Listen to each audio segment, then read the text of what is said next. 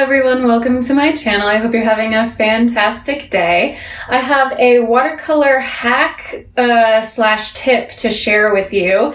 In a couple of my recent in-person workshops, I've had some folks ask me if I use watercolor pencils. And so that sort of inspired this video because I have used watercolor pencils before, and in fact, they're not my favorite.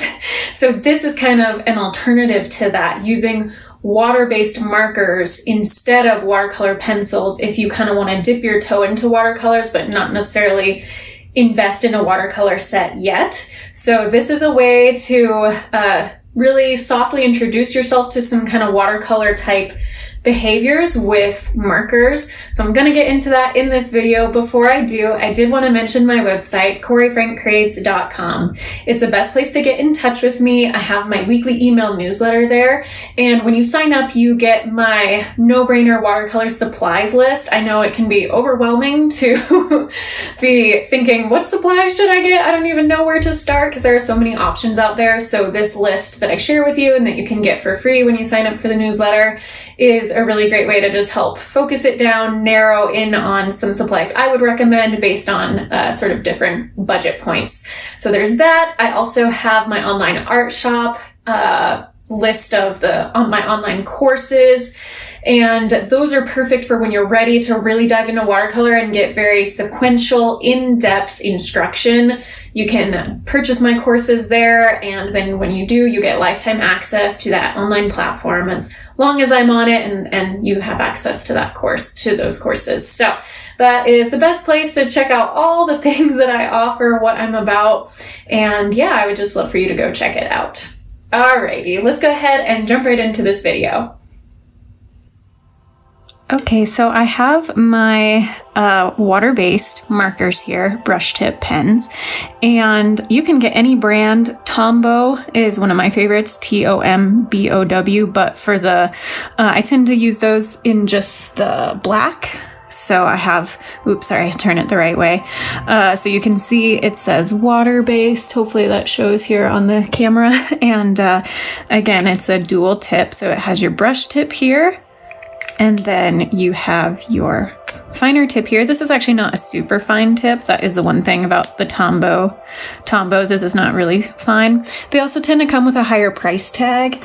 So I found these on Amazon, linked in the description. And by the way, I have just kind of general recommended supplies linked in the description along with this. And then I can also link that Tombow Mono pen in the description. I am an Amazon associate, so those links are paid links, meaning a qualifying purchase will earn me a commission. So please be aware of that. But again, these are supplies I would recommend regardless. So I really liked this set. It was fairly affordable. It's around $22, I think, priced. Right now you get 72 markers, and so technically double the colors, although I don't know why they say double because it's still the same color each end, so you have the 72 markers, which is technically 72 colors, and same thing, you have your brush tip at this end, and then this one has a much finer tip, which I actually really like. So you can draw in fine details here. And so a lot of variety, really decent quality, and you really want to make sure it's also non-toxic and acid-free.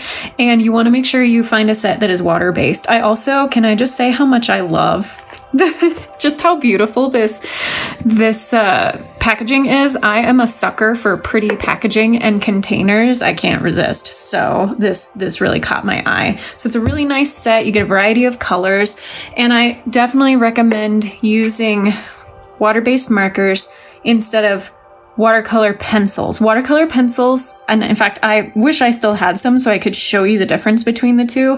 They tend to not be as vibrant. A lot of time, it's really hard to fully get rid of all your pencil lines. So even after you add water to your watercolor pencil, it tends to still leave some of those sketchy lines behind that you can't fully get rid of. Whereas with marker, once you add water to it, for the most part, especially if you're using cold press paper. Not hot press paper, you have a harder time getting rid of the marker lines, but on cold press paper, it works really well. So I'm just gonna demonstrate that. This is 140-pound cold press paper. It's a scratch sheet I already painted, just like doodled on the other side. So I'm on the back side now, and I'm gonna show you just kind of how this works and just how beautiful and seamlessly you can work with the markers. So I do have my jar of water here and a towel, and I'm gonna be using a couple different brushes. I have a size 6 flat brush and size 8 round. Again, recommended supplies linked in the description. So I wanna start out with my brush tip, and I'm just gonna kind of lay in some. You can see how you get really nice kind of on the side, larger area that you can fill in. So I'm gonna use a couple colors just to give you a sense. Some pink and purple. And again, this is gonna be fairly abstract, not necessarily a super detailed thing. And let's go ahead, I'll go for, that's a little too green. I kind of want a bit of a teal color. Well, let's see how this does. Oh yeah, that's a good teal. 3 of my favorite colors, purple, pink, and teal. I just love those. And they look really pretty together too. So you have, I wouldn't recommend, if you're gonna use these, don't get super detailed with anything. This is more for really, this almost creates your sort of watercolor wash. And so you just kind of lay them down, and then I'm gonna go in with my flat brush, and I'm just gonna add clean water. And look how it instantly just starts spreading around so beautifully, so smoothly. Rinse my brush, start going in the second color. They really blend nicely too. So once you add water, they behave almost exactly like watercolors. There's not a lot of difference. So if you're maybe hesitant to buy a set of full-on watercolors, which I would recommend eventually doing that if you really do want to go further with watercolor, but this is a really nice place to start. It can sometimes feel a little more approachable to use markers, and because then you can use them for 2 different things. You can use them as markers, as they're meant to be. You can, these are great for if you want to practice hand lettering. Those brush tips work really nicely for that. But then you can also use them for this and experiment with kind of these just free watercolor kind of functions. Sorry, my brain is not braining today. Sometimes communicating is hard. So I'm just creating this sort of cloudy background wash. I have used these before. In fact, I'll have to grab it. I have used these before to do like a sort of like wolf kind of sketch, fantastical wolf sketch, which is really fun. So I'll show you that, and I'll try to not forget. There's been times where I've sometimes during working have said, oh, I'll show you this at the end or before the end of the video, and then I forget to do it. So I will try not to forget. All right, so here we have it. This is our kind of watercolor wash in the background. And the thing I like even more about these is that you can use these almost like your fine tip brush. So instead of using a really, let me see, I'm stretching outside of the range here to find one of my detail brushes. So I have my size 0 detail brush here, which you can absolutely use this too. You could go into some of this color and just kind of like spread it around. I won't do that because I don't want to have to worry about washing this brush. But here, I can show you with the size 8. So here I go. If I just go in here, kind of do that. I needed it to, I should have it a little more wet. So let's see if I can. It's not quite cooperating the way I want it to. That is one thing about these markers that I will say. It is harder to lift paint or lift marker because these have a little heavier stain to them than some watercolors. So you might not necessarily be able to do all the effects with true watercolor as you would be able to do with true watercolors. But now you see it. I'm adding just kind of clean water. If I go over a few times, it starts lifting the paint, especially if I'm gonna open this drawer. I have a little cloth on the inside. And then if you blot it up, you can start lifting some of the marker off the surface. So you can use a variety of brushes, but then also if you don't want to necessarily have to buy super fine detailed brushes, again, if you're going to go much further with watercolor, I would recommend doing that eventually. But again, this is a nice way to get started. You don't want to wait for it to dry. I think this is mostly dry. This part's a little wet, but you can go over the top. And this is, you can just draw in details. I'm just kind of having fun. I don't even know exactly what I'm doing. Maybe doing some kind of branches here. Just draw whatever you want. You could even, you know, get some little kind of cherry blossom type shapes in there, whatever you want to do. So that's what I really like about the dual tip markers is you can get your fine detail and draw in over the top here. And you can also just use the brush tip itself. That in there. So really just having fun with it. You can see you get that really beautiful watercolor effect.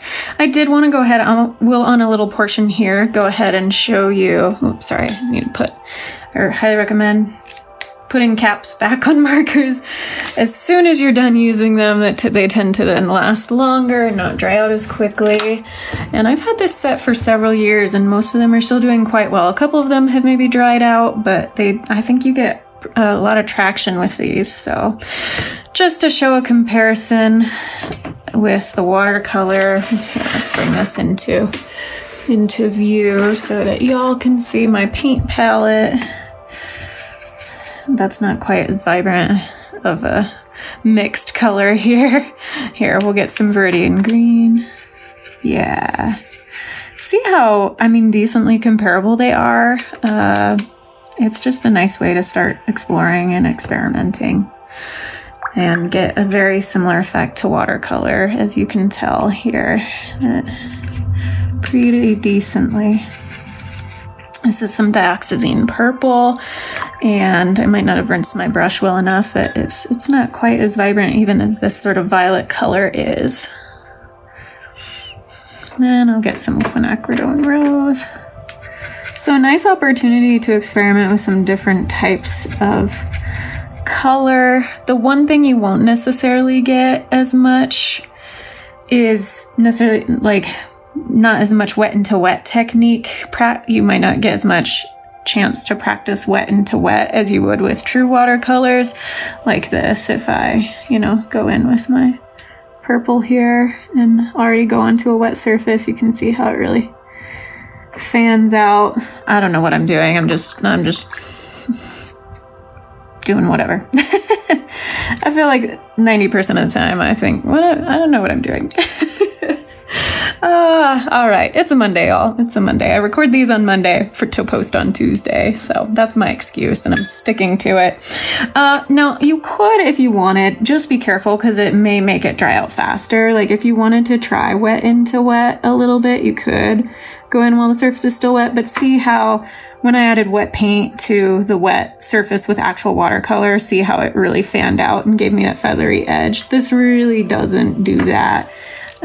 We could try it with the brush tip side, but even then it kind of just sticks right where you place it. So you'll get to get some practice with a sense of watercolors, but it won't be necessarily a true watercolor practice with the markers. So that's what I've got, and it's a really fun way to experiment, play around. So I do hope you try it. You can always feel free to leave me a comment if you have any questions about how the markers work or how watercolors work, anything like that. And as promised earlier in the video, here is that wolf drawing / painting that I did with markers, with water-based markers. I almost forgot to show it. In fact, it wasn't until I was editing the initial footage that I realized, I didn't show it. So I went back, filmed this to show you. So I'll hold it up a little closer so you can see. So I actually really did achieve some really great watercolor effects here, that kind of bleeding effect that you get, especially working wet into wet. And then I did go back over, you can see where I used the sort of finer tips along the edges and to add some detail in here.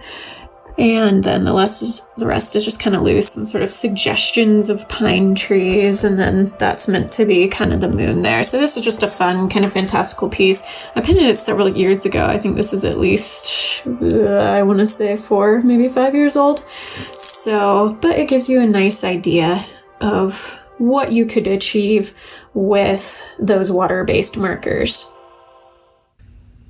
Thank you so much for watching. I hope you enjoyed that. If you did, please give it a thumbs up. Go ahead and subscribe to my channel. If you haven't already, I'd really appreciate it.